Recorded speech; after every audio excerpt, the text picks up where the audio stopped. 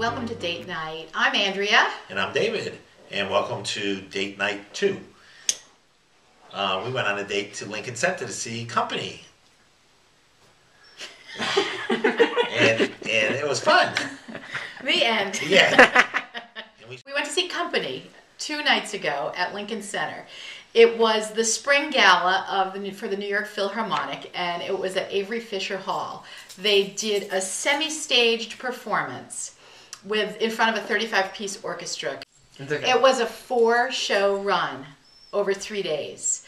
Just Thursday night, Friday night, 2 shows Saturday. It sold out almost instantly, and when we called to get tickets, I didn't realize this, but you got us. Sometimes I do a few nice things, only once in a while. But I get second row, center seats. It was amazing. So it was a star-studded cast. For example, from TV, you wouldn't think of this guy as being on stage, singing and being a very pretty good actor. Stephen Colbert from the Colbert Report. Well, I thought he was actually pretty good. I thought he was very good because I didn't expect much from him, but I thought he did a great job. He did a great job. Well, Charlie Sheen was across town at Radio City performing his craziness. John Cryer, who plays his brother Alan on 2.5 Men, was in our production. Also from TV. Oh, the hot one from Mad Men. Christina Hendricks, who plays Jane from Jane on Mad Men. As a stewardess. Really? Yeah. Really? Yeah. Seriously. She could have just stayed all night and that would have been fine with me. Well, we'll get to that. Doesn't get any bigger from the stage than Patti LuPone, who played the role of Joanne. That role was originated back in 1970 in the original production by the amazing Elaine Stritch, who... Which from 30 Rock. Who plays... Jack's mom. Yeah, if you're a TV person, she plays Colleen Donaghy on 30 Rock these days. Also from the theater world, Katie Finneran, who won the Tony last year for Promises, Promises. Craig Bierko, I saw him as Sky Masterson in Guys and Dolls a couple of years ago on Broadway. Yeah, I liked him. Yeah, I liked him. Jennifer Laura Thompson. She replaced Kristen Chenoweth as Glinda in Wicked on Broadway, and we happened to see her. She was the second Glinda on Broadway. We saw her back in 2005. And then the actress who straddled both stage and screen, Martha Plimpton, who was fabulous in this. Anika Noni Rose, who won a Tony for Caroline or Change a few years ago. She was also in Dreamgirls with Jennifer Hudson. I thought she was great. In the theater. And the big draw for me... Oh, Neil Patrick Harris. Was Neil Patrick Harris. If you don't know him as Barney Stinson on How I Met Your Mother, you may remember him as Doogie Howser way back when. Also Dr. Horrible from the amazing internet movie. I'm a huge Neil Patrick Harris fan. I think he's terrific. And when I heard that he was going to be Bobby in this show, I said, we have to go see this. When he came out onto the stage, I thought I broke David's hand. I mean, we were sitting in the second row, and he was just right there. He's so skinny. He's like, I think he has negative fat content. It makes me feel so fat, quite frankly. He's so thin. He's got his chin is really tucked in. I get all this fat hair. Sculpted. Yeah. So, if you don't know about the show, it is about a protagonist named Bobby.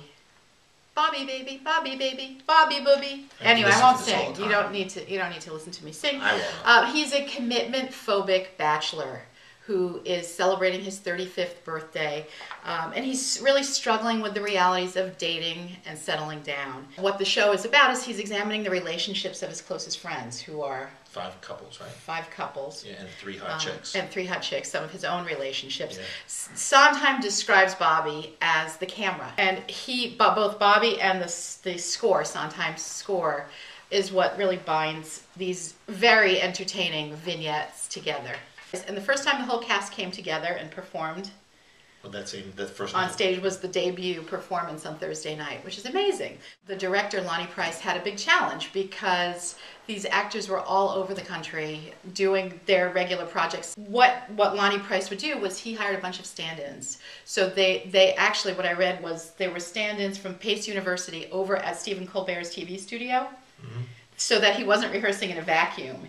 He and Martha Plimpton did karate. Oh, the karate. That was really funny. Karate. So it was physical, so he needed to rehearse it. And then on the rehearsal stage, there were Pace University students who would just go in and out of the cast. And also I read Craig Bierko said that they taped the dance steps from behind and then sent them on video so that people could hold their iPhones and then learn the dance steps.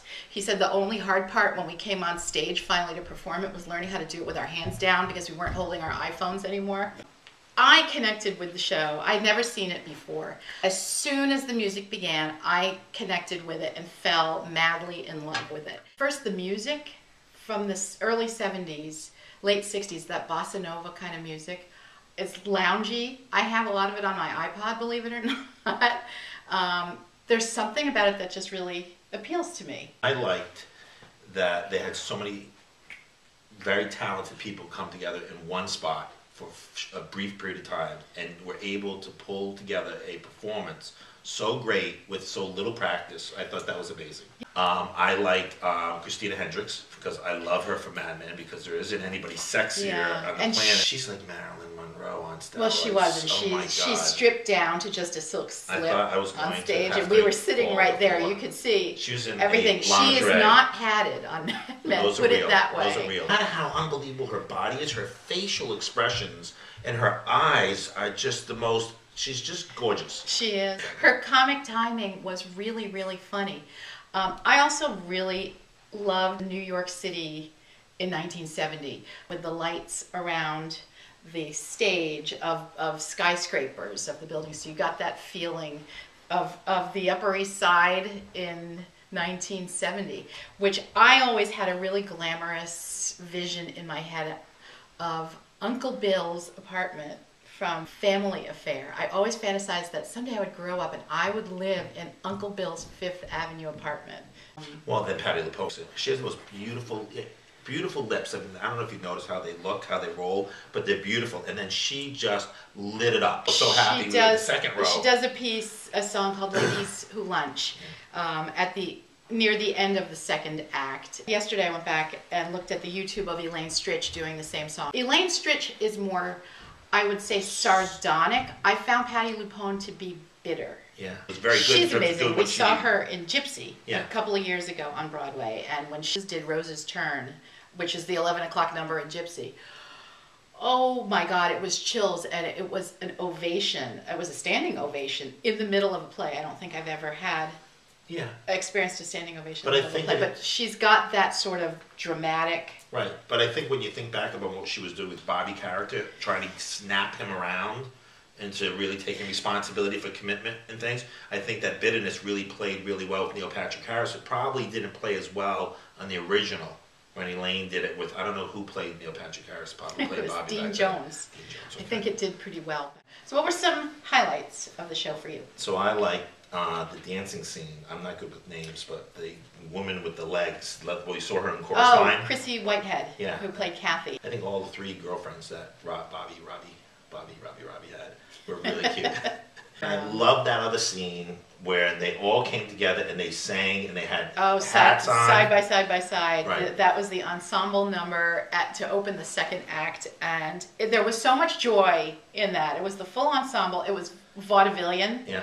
And they were doing a soft shoe. They had a kick line with a cane and hat waving and everything.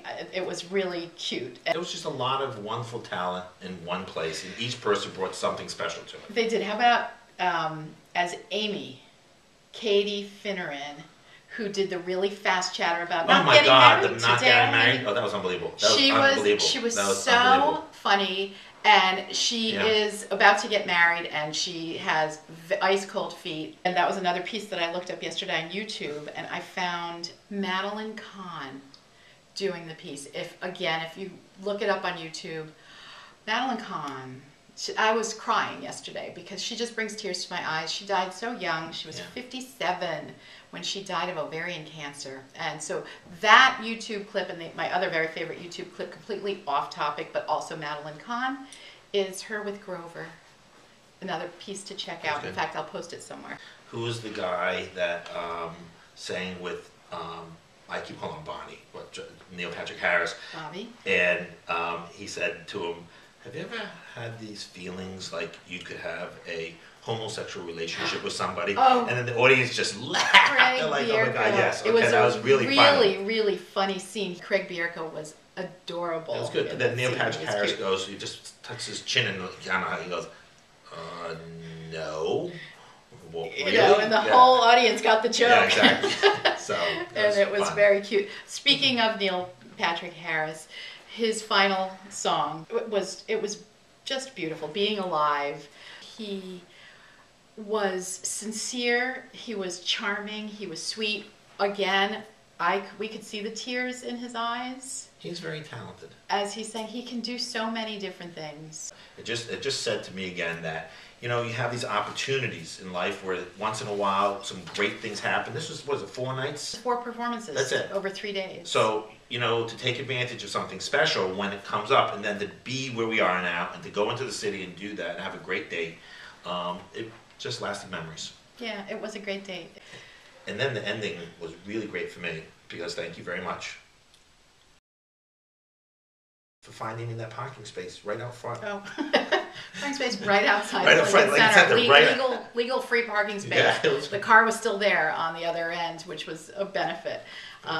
Cool thing, the show was filmed the night we were there. Supposedly, it's going to be released in the cinemas in June. It's a rumor, but follow up on it because it's something you shouldn't miss. If you like Sondheim, if you like any of the people who were in it, it is a great theater. It was really great. It was a great piece to see. Yeah. It was a great date. It really was a great date. So thank you so much for watching. And we'll catch you next time on our next date night.